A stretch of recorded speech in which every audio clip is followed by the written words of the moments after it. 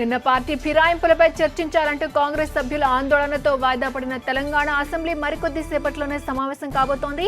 Party ఫిరాయింపులపై సరైన చర్చ జరిగే వరకు కాంగ్రెస్ సభ్యులు ఇదే వైఖరిని అవలంబించాలని నిర్ణయించినట్టుగా తెలుస్తోంది. దీనిపై పూర్తి సమాచారాన్ని మా కరెస్పాండెంట్ సునీల్ అందిస్తారు. సునీల్, చెప్పండి, అసెంబ్లీలో ఇవాళ కాంగ్రెస్ వ్యూహం ఎలా ఉండబోతోంది? జానారెడ్డి జాయిన్ అవుతున్నారా? క్రాంతి, ఎమ్మెల్యేల ఫిరాయింపుల అంశం తెలంగాణ అసెంబ్లీని కుదిపేస్తోంది. ఇవాళ కూడా కాంగ్రెస్ ప్రధాన ప్రతిపక్షమైనటువంటి కాంగ్రెస్ పార్టీ ప్రజాస్వామ్య స్ఫూర్తికి విరుద్ధంగా ఎమ్మెల్యేలను ఫిరాయింపులను ప్రోత్సహిస్తూ రాజ్యాంగాన్ని ఉల్లంఘిస్తున్న సీఎం కేసీఆర్ తీరుపై సభ చర్చించాల్సిందే అంటూ వాయిదా తీర్మానాన్ని ఇచ్చింది. బీజేపీ, వైఎస్ఆర్ కాంగ్రెస్ ఈ రెండు పార్టీలు పెన్షన్ల అంశంపైన, సిపిఐ గిరిజన ఆడ శిశువుల అమ్మకంపైన, సిపిఎం అంగన్వాడీ వర్కర్లపైన వాయిదా తీర్మానించాయి. నిన్నటి మాదిరిగానే ఇవాళ కూడా ఫిరాయింపులను ప్రోత్సహిస్తూ రాజ్యాంగాన్ని ఉల్లంఘిస్తున్న సీఎం కేసీఆర్ తీరుపైన సభలో చర్చించాల్సిందనే అంశంపైన మేము పట్టుపడతాం, సభను అడ్డుకొని తీరుతాం, అధికార పక్షం దిగి రావాల్సిందే అని చెప్పేసి ప్రతిపక్ష కాంగ్రెస్ నేతలు డిమాండ్ చేస్తున్నారు. ఇదే అంశంపైన కాసేపట్లో స్పీకర్ను కలుస్తున్నారు.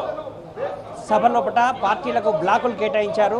అధికార పక్షానికి కేటాయించిన బ్లాకులో కాంగ్రెస్ ఎమ్మెల్యేలు కూర్చుంటున్నారు. ఇది పూర్తిగా ఫిరాయింపే, మీ కళ్ళెదుటే జరుగుతున్నటువంటి ఈ అంశానికి ఇంకా సాక్ష్యాలు, పిటిషన్లు, నోటీసులు ఎందుకు, వాళ్ళను డిస్క్వాలిఫై చేయండి అంటూ స్పీకర్ని కలవబోతున్నారు. సాయంత్రం 4:45 గవర్నర్ కలుస్తున్నారు.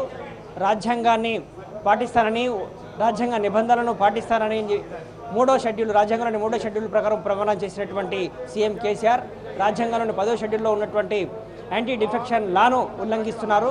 ఎమ్మెల్యేల ఫిరాయింపులను ప్రోత్సహిస్తూ రాజ్యాంగాన్ని ఉల్లంఘిస్తున్నారు. కాబట్టి ఆయనను సీఎం పదవికి అనర్హుడిగా ప్రకటించాలంటూ గవర్నర్ను సాయంత్రం 4:45 కోరబోతున్నారు.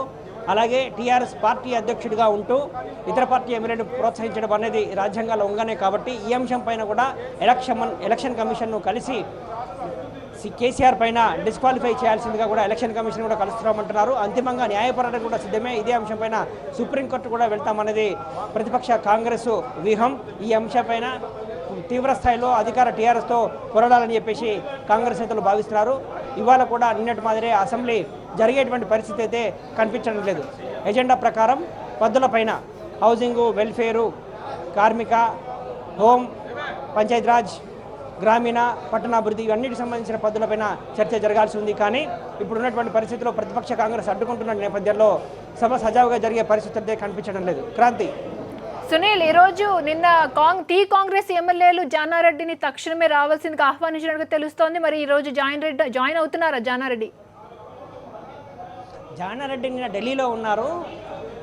నెహ్రూ 125వ జయంతికి సంబంధించి ఒక అంతర్జాతీయ సదస్సు ఉంది. ఆ సదస్సు కోసం దేశవ్యాప్తంగా ఉన్నటువంటి వివిధ రాష్ట్రాల కాంగ్రెస్ సిఎల్పి నేతలను, పిసిసి చీఫ్లను ఆహ్వానించారు. ఆ కార్యక్రమంలో పాల్గొనడానికి జానారెడ్డి, పొన్నా లక్ష్మి ఇద్దరు ఢిల్లీ వెళ్ళారు.